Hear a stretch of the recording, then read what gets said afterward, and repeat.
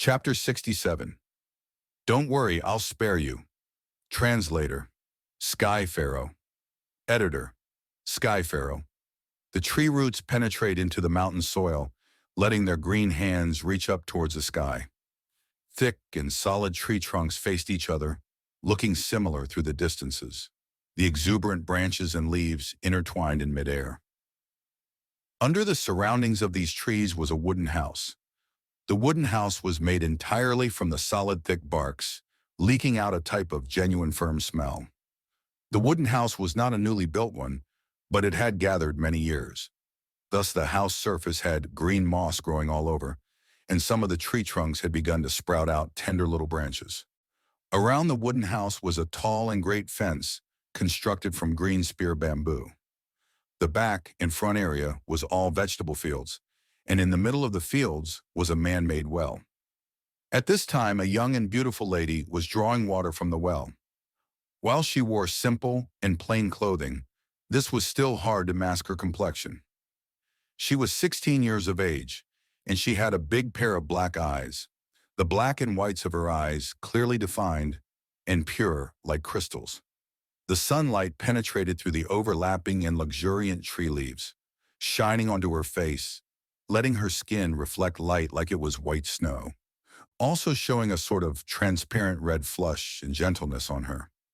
Her black hair hung down unruly and half covered her cute earlobes. The pink lips were pursed at the moment, and she was clenching her set of white perfect teeth, her face showing an expression of full concentration. She used all her strength to pull the bucket full of water out of the well. With another breath, she moved the bucket to the ground outside the well. Huff!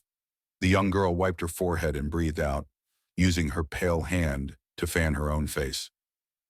Hearing the bucket hitting the ground, the wooden house's door opened, and an old man came out.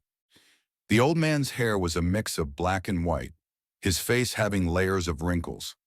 Although his eyes looked tired, they showed a hint of brilliance sometimes. Like an elderly tiger, although old, the tiger's authority was still evident. Lass, this bucket is too heavy. I said let me carry it. Why are you secretly watering the plants behind my back again? The elderly looked at the young girl and showed an expression of doting affection. Father, the young girl sweetly called, you were hunting until late at night yesterday. I wanted you to sleep in later today. It's just a water bucket. Look, I can carry it out, right? You, always loving to act tough. The old man's voice was full of helplessness, but his eyes were once again doting on her. He took a large step and got to the well, stretching out his hand and easily grabbing the bucket. Come, lass, let's water the plants together. The air was full of the smell of wild grass and flowers, and the summer's wind blew warmly and passed by the trees, turning into a gust of refreshing wind. The wooden house on the mountain had a vegetable field, and the girl used the pail, lowering her back to water the plants. The father was in charge of getting the water, rotating between two water buckets. The atmosphere of a loving family was evident in this tiny space. Sigh, I am too old. Just a few buckets, and I am already exhausted. After a while, the old man stood by the well, wiping the sweat off his forehead and sighing deeply. The young girl turned her head back, smiling like flowers, saying, Father, you finally realized it. You're already so old, yet you want to act tough all the time. How many times have I told you, let second brother do the hunting? You should be resting at home enjoying your life at this age. Hey, the old man laughed, nodding. Relying on your second brother's abilities, he can roam this mountain easily. With his archery skills, it even surpasses me in my youth. But I still cannot feel at ease. His heart is too wild, and with just martial arts skills, he wants to soar. Sigh, young men love to imagine freely. They all have this problem. Father, the young girl dragged her words. The old man laughed even more heartily now, his tone carrying a mischievous hint. Oh yeah, there's still you. You're not young anymore. It's time to get married. I have found a good partner for you, and with your good looks, there's no problems with finding a good family. The girl's face grew red like a tomato. Immediately she felt too embarrassed until she was lost for words. The old man looked at the sky, imagining the great future as he sighed. Once your second brother suffers some setbacks and curbs his nature, I will retire and never go into the mountains. Next, I will find you a good family and watch you marry and have children, preferably a chubby boy. Your father wants to take care of his grandson. That's all I want. A person's life is not easy, and as a hunter, how many can have a good ending?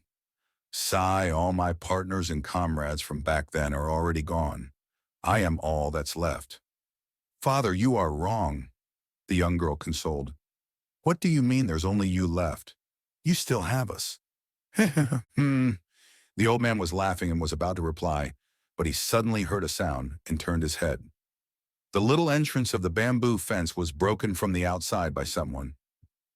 You are old man Wang? Fang Yuan's cold expression with his eerie eyes stepped forward with a lump of moonlight in his right arm. The old man was shocked as he looked at the moonlight on Fang Yuan's hand, rapidly kneeling. This old man pays his respects to Lord Gu Master. Old man Wang, your son dared to offend me. I have executed him. Bring his corpse forward. Fang Yuan stood proudly, staring at the kneeling old man as he brought out the main topic. His words had just finished, and two young hunters carried Wang Er's corpse in. Seeing this corpse, old man Wang's body shook. Second brother, the young girl screamed pitifully, rushing forward and grabbing Wang Er's corpse, her face flushed with tears. Wang family's daughter. The two young hunters, seeing the girl they liked crying in front of them, felt terrible. They wanted to console her, but no words came out. Old man Wang, I heard you're a hunter, the best among the few villages. At such an old age, you can still hunt and get a good result every time. This is great. Fang Yuan paused here for a moment and continued expressionlessly. Draw me a map of all the traps of the nearby mountain area now, as well as the results of your observation of wild beast territories from your hunting experience all these years. Draw it for me and I will spare your son's sin of offending me. If not, These villages were under Guyue village's control. The villagers were all farmer slaves of the Guyue clan. With Wang Er's offense for offending his master, according to the clan rules, their entire family would be implicated. Old man Wang's body shook again, almost falling to the ground. An impact like this was too sudden and great to him. Murderer, you are the murderer that harmed my brother. You treat human lives like livestock, and you dare to confront us? I will exact revenge for my brother, the young girl screamed, her voice full of hatred and anger towards Fang Yuan, and she rushed towards Fang Yuan.